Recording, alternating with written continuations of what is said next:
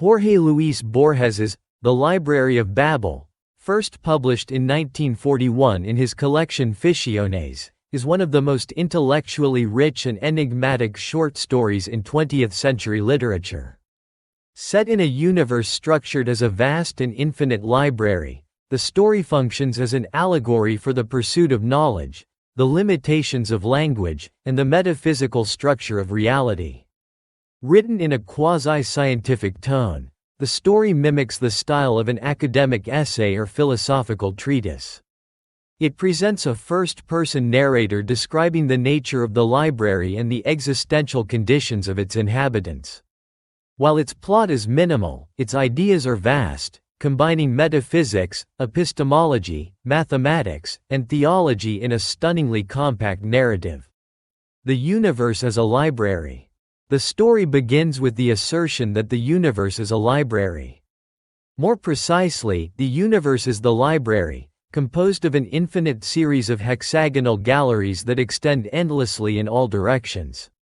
Each hexagon contains the same structure: shelves lining the walls, staircases connecting levels, a bathroom, and a sleeping area.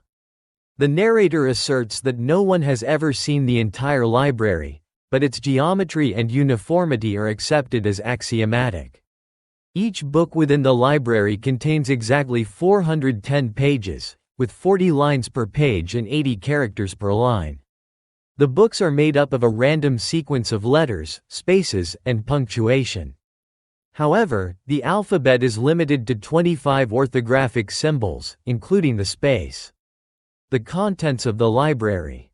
While most books are nonsensical, it is logically deduced that given the finiteness of symbols and the fixed length of books, the library must contain every possible permutation of letters and punctuation marks.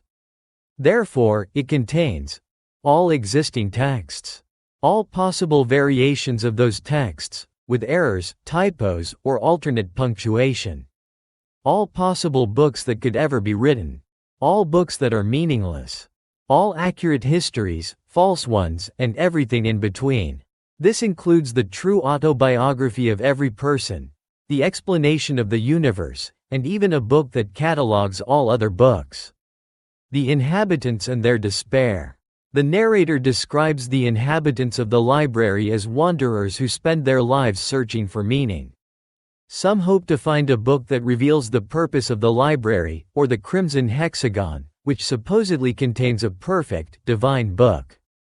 Others have gone mad or committed suicide, overwhelmed by the chaos and futility of a system where the chances of finding a meaningful text are nearly zero.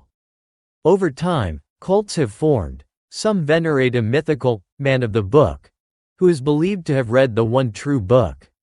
Others advocate the destruction of meaningless volumes in a desperate attempt to reduce chaos. The narrator reflects on the psychological and philosophical implications of living in a universe of total information but near zero comprehension. The search for order. Attempts have been made to catalog the books, to assign them numerical codes based on their location. The narrator refers to some earlier thinkers who believed the library was finite, perhaps spherical or cyclical. He mentions attempts to establish lexical rules or to decipher hidden codes in the gibberish. Despite these efforts, no universal index or interpretive framework has ever succeeded. The library remains as baffling and impenetrable as the universe itself. Final reflections. The story ends with the narrator expressing a kind of stoic hope. He believes that the library is infinite, and thus, even if meaning is rare, it must exist. He clings to the belief that somewhere there must be coherence, truth, and understanding, even if it is forever beyond his grasp. He accepts that while individual life is brief and the odds are bleak, the library is indestructible and eternal, and thus preserves the potential for meaning. Character analysis. The narrator. The narrator is an anonymous inhabitant of the library. He is part philosopher, part historian, and part prophet. His voice is calm, reflective, and filled with intellectual curiosity tempered by existential melancholy. He represents the epistemological dilemma of modern humanity. aware of the infinite complexity of reality, committed to understanding, yet conscious of the limitations of reason and language. He is at once sympathetic and alien, an observer of a world that mirrors our own in metaphysical terms. The inhabitants of the library. Though rarely individualized, the inhabitants are crucial symbols. They represent various human responses to the unknowable totality of existence. Searchers. Those committed to finding meaningful texts. Fanatics. Those who believe in myths like the man of the book. Destroyers. Those who burn meaningless volumes. Resigned.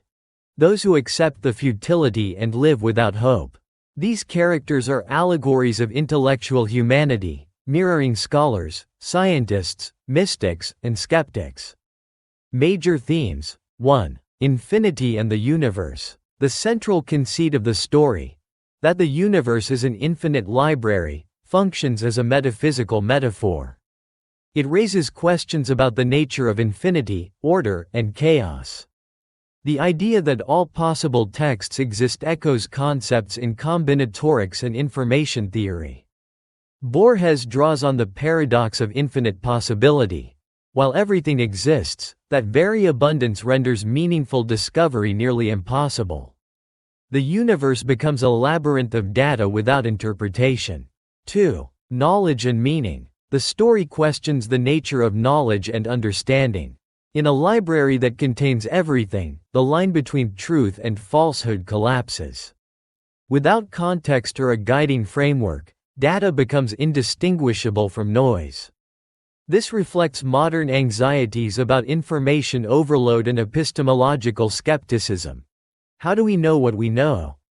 Can truth be recognized amid infinite fictions? 3. Language and symbolism. Borges is deeply concerned with the limitations of language. The books in the library use the same alphabet but are mostly unintelligible. The story suggests that language is arbitrary and meaning is imposed, not inherent. Even coherent texts are not guaranteed to be truthful. The idea of a book that accurately explains everything is undercut by the impossibility of verifying such a claim within the library's context. 4. Human futility and hope. Despite the grim portrayal of endless searching, madness, and futility, the story ends on a note of quiet hope. The narrator believes that meaning exists, even if it is inaccessible. This reflects a stoic or existential attitude. Human understanding is limited, but striving is noble. This duality, despair and hope, is central to the human condition as Borges sees it. 5. Order versus chaos. The library appears ordered in its architecture, but its content is overwhelmingly chaotic. This tension reflects a recurring theme in Borges' work, the paradox of structured randomness. The rational layout of the hexagons contrasts with the irrationality of the texts. Humans crave patterns, but the universe may be fundamentally indifferent to such desires. Philosophical and literary influences. 1. Gnosticism and theology. The library resembles a Gnostic universe, a vast, indifferent system where fragments of divine truth are scattered amid overwhelming ignorance. The myth of the man of the book resembles Gnostic savior figures who hold secret wisdom. The story also echoes religious dilemmas. If God, or truth, exists in the library, he is hidden, silent, and unprovable. 2. Cartesian skepticism and rationalism. The story reflects Descartes' problem of knowledge. How can we know anything with certainty? In a library filled with both truths and falsehoods, and no way to tell them apart, the narrator mirrors the rationalist's despair. 3. Kabbalah and sacred texts. Borges was fascinated by Jewish mysticism, particularly the Kabbalistic belief in the power of letters and permutations. The idea that divine truth can be hidden in letter combinations is echoed in the search for meaning among the library's nonsense texts.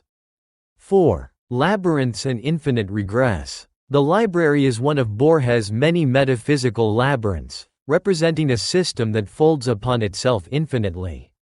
Like a fractal, every attempt to map it leads to deeper complexity. This image captures the endless recursion of thought, the never-ending loop of interpretation. Symbolism. 1. The library. The library symbolizes the universe, the mind, knowledge, language, and even the internet, in retrospect. It is a space of potential and paralysis, freedom and imprisonment. Its totality makes it divine in scope, yet alien in function. 2. Books. Books represent both truth and falsehood. They are the medium of meaning, but in the library, their abundance negates their usefulness. A single truthful book is indistinguishable from infinite lies. 3. The crimson hexagon, man of the book. These are symbols of faith and desperation. The crimson hexagon is like a holy grail of knowledge. The man of the book mirrors religious figures who claim divine authority.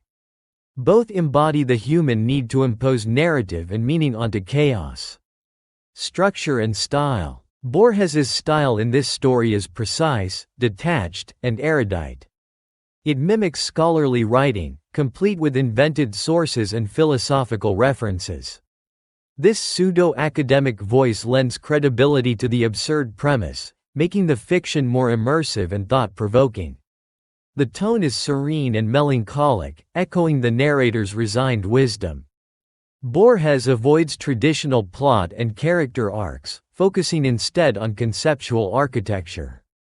The result is a story that reads like a metaphysical riddle, drawing readers into a deeper reflection on reality.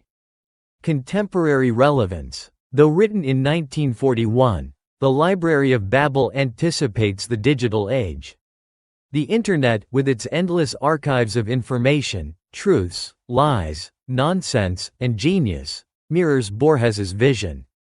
Search engines resemble the narrator's quest, seeking meaning in a flood of information. The challenge of finding trustworthy knowledge today makes the story eerily prophetic. Conclusion. Jorge Luis Borges's The Library of Babel is not merely a story.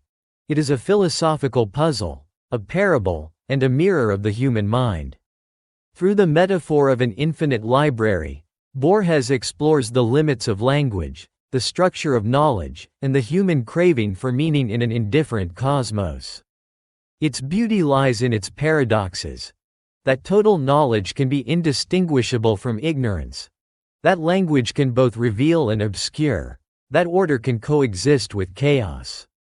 Ultimately, Borges offers no answers, only the invitation to search, reflect, and wonder.